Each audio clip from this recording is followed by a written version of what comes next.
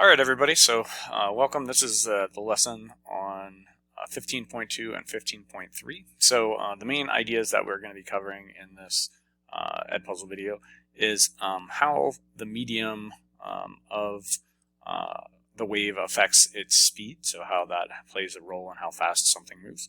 We're also going to look at sound a little bit in more detail with the intensity and loudness idea, and then the phenomena of the Doppler effect. Those are the main ideas that we're covering. So just to review a little bit, in our first lesson, we learned that all mechanical waves follow the wave speed equation, which basically says that the velocity of the wave or the speed of the wave is equal to the frequency of that wave times its wavelength. The medium of a wave can also impact its speed, so what it's traveling through. But that's an idea that we're going to cover in a second. So we're going to examine the speed of a wave on a string, and then the speed of a sound in a gas, and then some other states of matter and how that would have an influence, and learning about that. So the first thing that I want to say is the speed of a mechanical wave depends on the physical properties of the medium. So the medium itself that it's traveling through makes a difference as to how fast the wave travels. So one such property is what's called the tension. So tension is if we're talking about a force on a string or a wave on a string, the tension is how tight that string is being pulled together. And then the other property that has an influence on the wave speed is the actual string itself and the characteristics of the string, which is something called the mass per unit length, which is what it sounds like. So the first thing that we want to look at, and we can kind of look at these notes in relationship to this equation. So this is the equation that is also in our textbook. This is from a slightly different source. So the velocity or speed of the wave on a string is equal to the square root of F, which is what this site defined as the tension. Sometimes our book uses T, I use FT, but it's just the tension in the rope divided by this symbol mu, which is the mass per unit length. So that's mu. So it's basically how much mass there is for every meter of length. The idea here is that if you look at this equation, anything that's in the numerator up here is also this is also in the numerator, so I haven't talked about this with you guys, but there's this idea of proportionality. So if you have fractions and they're supposed to be equivalent, then if the numerator gets bigger, the same thing happens to the numerator on the other side. So if we increase this force of tension, then the velocity will get larger, or the speed will get larger. So that's because they're in the same part of the fraction. If one is in the denominator and the other factor or the other idea that's going to be influenced is in the numerator, they're called indirectly proportional, and indirectly proportional means the opposite happens. So if we make u get bigger, then the speed of the wave is going to be slower. And that makes sense because the individual segments of the string represent kind of like the mass. So that the more mass you have, the more inertia you have, and the slower it will be affected. So this is like the force. There's a bigger force, so you have a bigger acceleration, so that would have a bigger velocity. But if you have an increased mass, the increasing mass is going to slow it down. So that's generally the equation for if you're talking about the speed of a wave on a stretched string. So here's a problem that goes along with that concept. So a small guitar has a string length of 0.65 meters, and it has a mass of 0.000195 kilograms. So if you imagine a guitar string, they're not very heavy, so that's why it's a really small number. So for that unit of length, that is the mass. It says find the mass per unit length. So in part A, we're going to write down what we know. So basically, I've just written down the length is 0.65. So that's L, and M is that 0.000195 kilograms. So we're going to use the equation for mass per unit length, which is just M over L, to get U. I don't typically write out like 0.0000 or 3 zeros and then 195. I would write 1.95 times 10 to the negative fourth. E is just a shorthand way to write times 10 to the. So this is 1.95 times 10 to the negative fourth, which is equivalent to that number. We're going to divide that by 0.65, and you get a value of 3 times 10 to the negative fourth, which is in shorthand again 3 e to the negative fourth. So this e, I just say, stands for exponent. So 3 times 10 to the negative fourth. The unit is kilograms per meter because the mass is in kilograms and the length was in meters. All right, so pretty straightforward for mass per unit length. next we're trying to find out if the speed of the wave on the string is 430 meters per second, we want to know what the tension of the string is. So we're going to try to figure out this force of tension idea. So the only other piece of information that was given in part B was the velocity of the wave, which is 430. And then we're going to start working with this wave speed equation for a string based on the tension and the mass per unit length. So this is just the equation from the other slide. So it was, I think, F on the other slide. Our book uses T. I use FT. It doesn't really matter. You can write any of them. So we have to solve for FT. The first thing I just did was plug in, because most people like to plug in numbers. So 430 equals square root of ft divided by 3 times 10 to the negative fourth. You would square both sides. If you square 430, you get this value, and then that's equal to ft over 3 times 10 to the negative fourth. You would multiply both sides by 3 times 10 to the negative fourth to get ft, and that's going to get you a value of 55.5 newtons for the tension. I would encourage you to try to work through these problems as I go through them. You can pause the video as I'm talking through them. So if you get to a point like now, if you're working on part C, pause the video and restart it, and I'll be explaining how to do it. So the last part, it says if the wavelength of the sound that the string produces when you strum the guitar string is 1.3 meters long, what is the frequency of that sound? So this goes back all the way to that first equation. So the only information that's new is 1.3 meters, and that's the wavelength symbol. And we're going to use V equals F lambda for that. So V equals F lambda is the wave speed equation. So 430 equals F times 1.3. You divide by both sides by 1.3, and you'll get 330.8 hertz for the sound that is produced when you strum that guitar string. Okay, so that's like the first ideas of waves on a string and how the tension and the mass per unit length affect the velocity, and then this goes back to that first V equals F lambda equation that we talked about last class.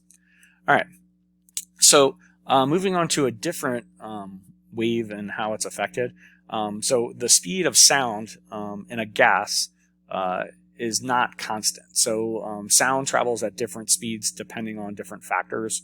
There's equations that go along with it, but I'm not going to stress you out with that. We're just going to talk about the ideas that affect it. So and they're pretty logical. So for number one, the first influence or factor for the speed of sound is temperature. So the greater the temperature, the faster the wave travels. That makes sense because remember, gases are just these particles that are vibrating around. And the higher the temperature, that means that the gas particles are vibrating at a faster rate or moving at a faster rate. So if they're moving at a faster rate, they're more energetic and they can cover the wave more quickly. So that's why the wave speed gets larger.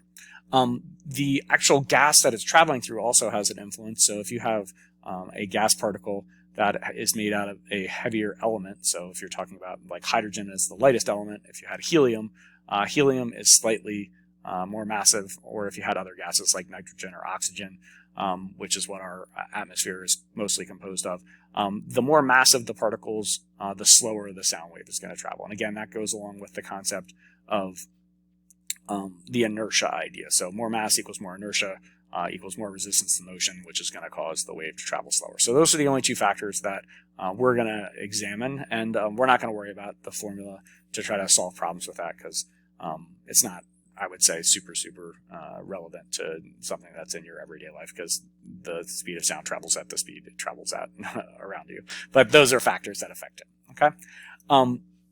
So sound also travels in different states of matter. So obviously, kind of a little chem review, you have different states of matter: solids, liquids, and gases. And solids are the particles are closely packed together and fixed in a definitive shape. Liquids, the particles are fairly closely packed, but they take the shape of the container that they're in, so they're easily moved. And then gases, again, they're the particles that are moving around. They're spread out the most, and they take the shape of the container that they're in as well. Okay, so in general, the more dense the medium, the greater the speed of sound. This is a general statement again. Because there are some exceptions to these rules, like with combinations of things. But in general, the more dense the particles are, the faster the speed of sound travels. Again, because the wave doesn't have as much space to travel through. So like when the particles are close together, like in a solid, the wave is going to be able to transmit through that more rapidly than the liquid, or the gas, which is the most spread out. Okay. So I'm going to ask you to rank the order of the speed of sound in these media or these materials from the fastest, the one that you think it goes the fastest in, to the one that you think it's going the slowest in. All right. So you're ranking these 4 items. So water, a vacuum, like the vacuum of space, wood, and then air. So let me give you a second. This is going to be our first question on the video. And if you rank them in order, the one that is most closely packed is the solid, which is going to be wood. So that's the most densely packed one. The next one would be the liquid, so that's water. Then it comes the gas, which is air. And then very last is the vacuum. So a vacuum is void of matter. That's what a vacuum is defined as. So actually sound wouldn't travel through that. So all the science fiction movie where there's a giant explosion in space, there's no sound waves out there, so you wouldn't hear any explosions in space. Okay. So moving on, we're talking about sound, and one of the ideas that we want to talk about with sound is the loudness of it. So sound has various characteristics, just like other waves. So frequency talks about the pitch, or the like how high or low the noise is that the object is making, or the wave is making. The loudness is related to the intensity. So intensity is defined as the power per area carried for a wave, and sound waves travel in what are called spherical waves. So if you imagine sort of a speaker putting out sound, that sound wave travels in all directions away from that speaker. So it radiates directly out from it in all the directions. So if this is the point source, or the thing that's making the sound wave, then the concept is like it travels in this direction, it travels in this direction, it goes here, it goes in all the directions. Okay. So the area of a spherical wave is something called 4 pi r squared. That is the equation that we're going to use for this area term. Sorry. So as you get further and further away from the point source, which is the distance r, the area is getting larger by a factor of 4 pi r squared. That's what this is trying to demonstrate here. So because area is in the denominator and intensity is in the numerator, they are inversely related. So as you move further and further away, the intensity of the sound is less, and that would get quieter. That's the idea. So you're closest to the speaker, or the thing that is producing the sound, is going to be loudest. As you radiate outward from it and travel further and further along distances, the intensity gets less and less. Okay. So if you're 1 r away, it'd be the intensity of I. If you're 2 r's away, you'd be divided by 2 squared, so that would be 1/4 of I. 3 r's away, it would be 9. So it's just this r squared factor. All right. So another kind of idea that we need to talk about is how the human ear works. And there's going to be an activity where you're going to kind of learn more about this. But the human ear does not perceive sound intensity. It perceives it as loudness, but it has a very great range of determining. So it can hear very, very small intensities. The smallest sound that it can hear is something called the threshold of hearing. So that makes sense. It's like the lowest value that you can hear. So it's a super, super, super tiny noise. And that is, in terms of intensity, it is 1 × 10 to the negative 12th watts per meter squared. So again, that's the intensity. And then when the intensity of sound, if you get it close to 1, so it goes from 1 × 10 to the negative 12th, which is the smallest sound, to when it begins to hurt your ear is about 1 watt per meter squared. So there's times 10 to the negative 12th, or times 10 to the 12th factor of intensities that your ear can perceive.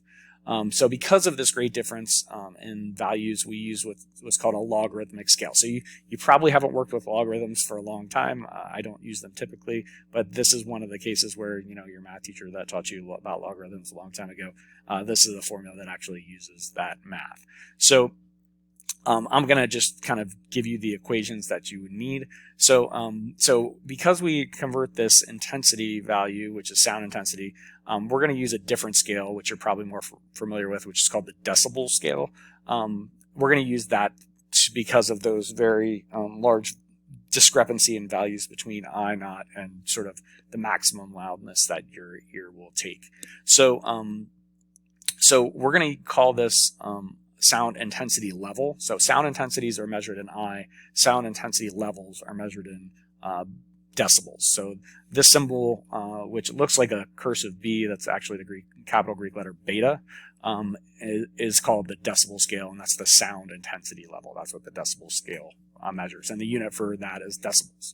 So you're going to use this formula here. So it's 10 times the log of base 10, which is just the normal log in your calculator. And then in parentheses, before you hit the log button, you're going to take the intensity of the sound that you're measuring divided by the threshold of hearing, which is this 1 times 10 to the negative 12th value. Okay, so I divided by I naught, then you hit the logarithm button, and then you multiply that answer by 10, and that's going to be your answer in decibels. If you're given the decibels and you want to know what the intensity of the sound is, then you're going to rearrange this equation, and I've already just done it for you. So it's I is equal to I naught, which is the intensity that you're perceiving in terms of sound intensity, not in sound intensity level. They're similar, so it's a little confusing. Is equal to I naught times 10 to the, and then this is the parentheses here. It's your decibel sound intensity level divided by 10. So it's just rearranging this equation. Most people are not that familiar with logarithms, so I'm just giving you both. So when you need one, you use decibels, and you want sound intensity level, you'd use that equation. If you want the intensity from the sound intensity level, you would use this equation. All right, so we're going to get into a problem just to kind of work through both of those, make sure you're okay. So in this one, it says a person is shouting at the top of his lungs, and he emits about 1 watt of, it should really be power, as sound waves, and or 1 watt of energy per second is what that would be. So it says, what is the sound intensity level if you're standing a meter away from a person? So if a person's yelling as loud as they can and you're about a meter away, what would that intensity that your ear would pick up, what would that be? So so kind of again, just unpacking the problem. It tells us the power level is 1 and we're a distance of 1 meter away. So we're going to use the sound intensity level equation, which is dealing with decibels. But before we get there, we got to figure out the intensity. So that's what we're doing here first. So intensity, again, is power over area. We have the R, so and it's spherical, it's sound, so it's P equals P divided by 4 pi R squared is equal to I. It's 1, so it plugs in pretty easy. So it would be basically 1 divided by 4 pi times 1 squared. So 1 over 4 pi is this number. It's almost 0.08. It's 0.0796 watts per meter squared. So that's the intensity level, but that's not what we want. We want the sound intensity level, so that's the decibels. So we're going to use the decibel equation. So the decibel equation is there. So it's 10 times the log of the intensity that we just calculated divided by the threshold of hearing. And then you do all that math. And I plugged it in there. Again, I use the E value to represent times 10 to the, and you get 109 decibels, which is actually really loud. So that makes sense. Like if somebody was screaming, if you had a child screaming as loud as they could away from you, about a meter away, then you're gonna perceive it as loud. It's not quite painful yet, but it is very loud in your ear. We'll go over in the next slide talking about different values in decibels in terms of their intensities and things like that. So the follow-up question to this asks how far away you would need to be in order for the sound intensity level to be halved. So we don't want it to be, you're just going to move away, and you're going to keep moving away until this decibel level is about half of this original level when you're 1 meter away. So so the first thing we're going to do is figure out what that new decibel level is. So 109 divided by 2 is like 54.5, and I didn't write decibels, but I should have. So this is dB for decibels. We need to figure out how far you need to move away. So we're going to look for R. That's going to be our value that we're going to work with. So the first thing we want to do is figure out what is the intensity of this sound that's producing 54.5. So we're going to use that second equation here, this I equals I naught times 10 to the decibel, or sound intensity level divided by 10. So I did this on this one. So I plugged into that. So 1 times 10 to the negative 12, that's the threshold of hearing, times 10, and this is 54.5 divided by 10. So it's like 10 to the 5.45 and then times all this number. So when you do that, you get 2.82 times 10 to the negative 7th watts per meter. So that is the intensity of the sound that you want. So again, that's a lot smaller than this 0.0796 intensity level. And then what we're going to do is we're going to come back to this equation and solve for R. So kind of moving along, I equals power over area, again 4 pi R squared. The power didn't change. So like the intensity level is going to be this value, the 2.82 times 10 to the negative 7th. The power is still 1. That's how much energy per second, or how many watts of power the person is putting off by yelling.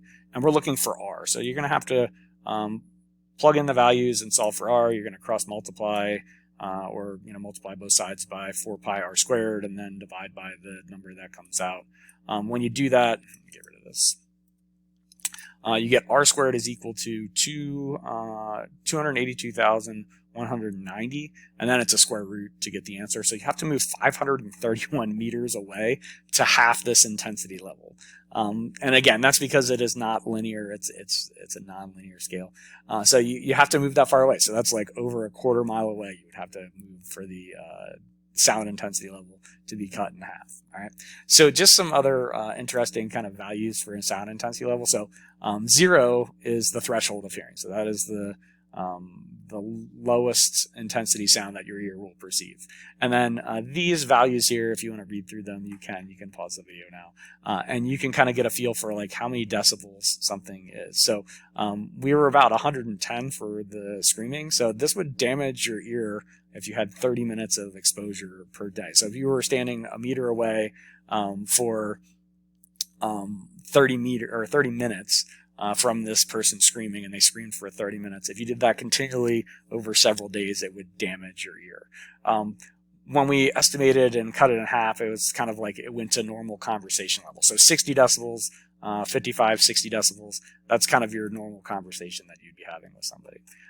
If you got up to an intensity or a sound level intensity of 160, you would rupture your eardrum. So it's pretty intense. So again, those are some values with sound intensity level, the actual intensity of the sound wave, and then these are common values for those sound intensity levels and intensities. Okay. The last idea we're going to talk about is something called the Doppler effect. So the Doppler effect is a change in frequency of a wave as a result of both the motion of the source, the observer, or you could have both things moving. So this happens in all waves. So it happens in light. It also happens in sound. We're going to demonstrate sound because it's a lot easier. In light, you might have heard of something, if you're a big astronomy person, you might have heard of red shifts or blue shifts. That is the Doppler effect. So that's talking about galaxies receding or approaching the observer. Some evidence for the Big Bang Theory came from that. I'm going to try to play a video and make sure it's working. So let's try to pull this up. So I thought this video did a really good job of kind of just going through the idea of the Doppler effect. So I saved hundreds with Liberty Mutual. Liberty, liberty, liberty. Sorry, we got a commercial. You hear a lot of people talk about keeping up with the Joneses. I don't know about. Okay. The Doppler. So let me pause this. So hopefully the audio is right. Effect. But here's a 3-minute video. In Sheldon's words, it's the apparent change in the frequency of a wave caused by relative motion between the source of the wave and the observer. the Doppler effect is perhaps best explained visually.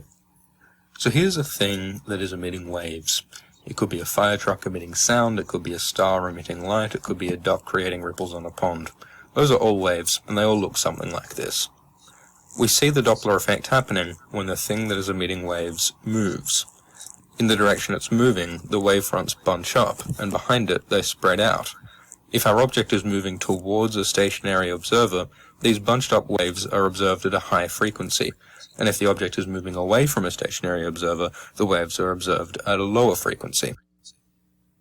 So that is the Doppler effect, the apparent change in the frequency of a wave caused by relative motion between the source of the wave and the observer.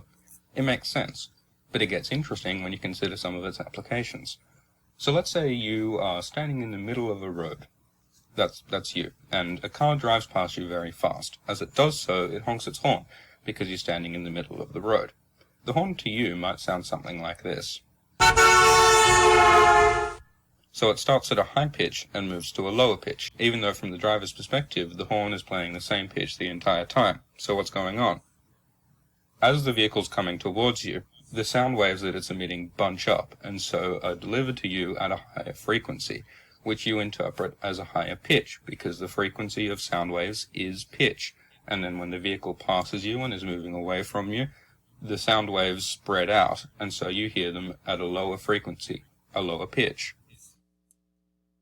So that's how the Doppler effect works with sound. It also affects another kind of wave, light. Alright, so I cut off the video because it was getting into light, and we're not going to study the Doppler effect on light. But the concept is, when the observer, if this is the observer over here, and the source are moving closer to each other, you perceive a higher frequency than what the actual sound is being produced. And then if you're moving away from each other, so if the observer was over here and the truck was moving to the right, you would perceive a lower frequency. So frequency, again, is the pitch of the sound. So one thing that people sometimes confuse is it gets quieter as it moves away. Yeah, that's dealing with the intensity, which we just talked about. But this is the actual pitch, or like the note that it's making. So we're going to work through a problem. This is the equation for it. So it looks very complicated.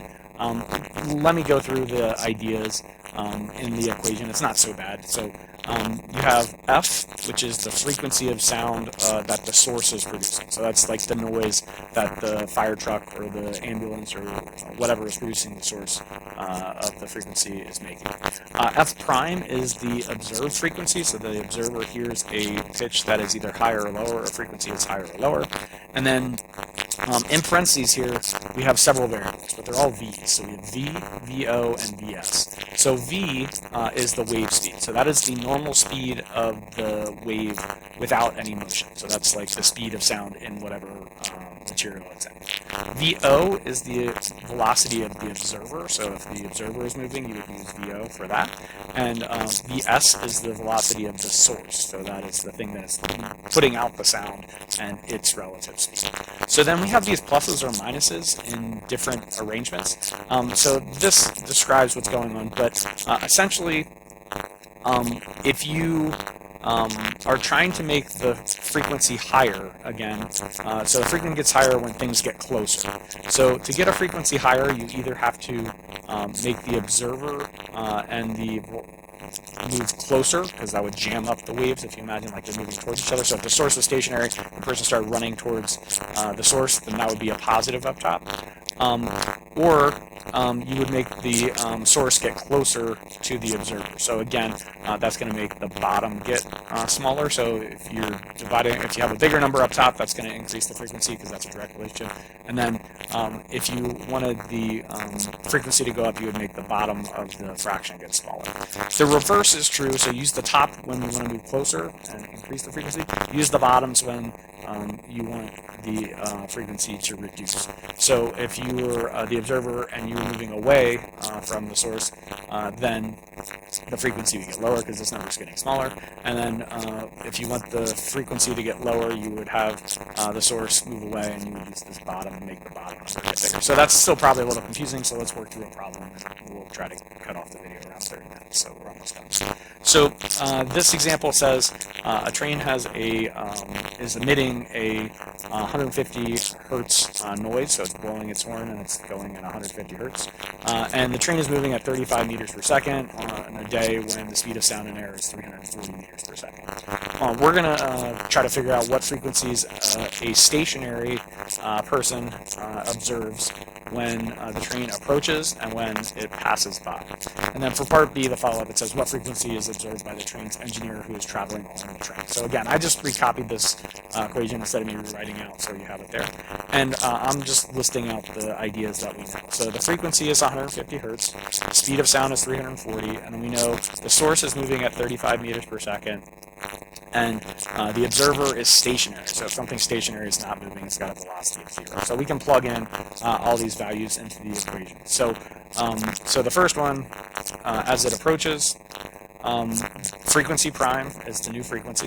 150 is the original frequency, the frequency of the source. 340 is the speed of sound, plus 0 on the top or the numerator because the observer is not moving, so that's going to be 0 if it doesn't change the top.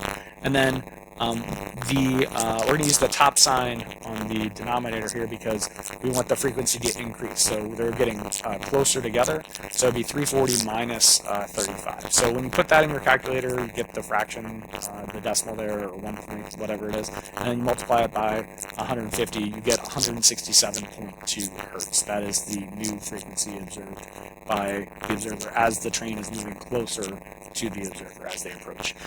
As they recede or move away, or as they pass, the frequency is going to get lower because it's moving away. So the frequency is less, the wave length is stretched out. So it's basically the same equation. The only thing you have to do is change the sign on the bottom. The observer is still not moving. The train is still moving at 35 meters per second, but this time it's moving away. So if this number in the bottom gets bigger, 340 divided by a bigger number than 340 is going to make this number smaller, which is what should happen. So the frequency is lowered, and you should get 136 for the hertz, amount of hertz there. Finally, it asks what frequency is observed by the train's engineer.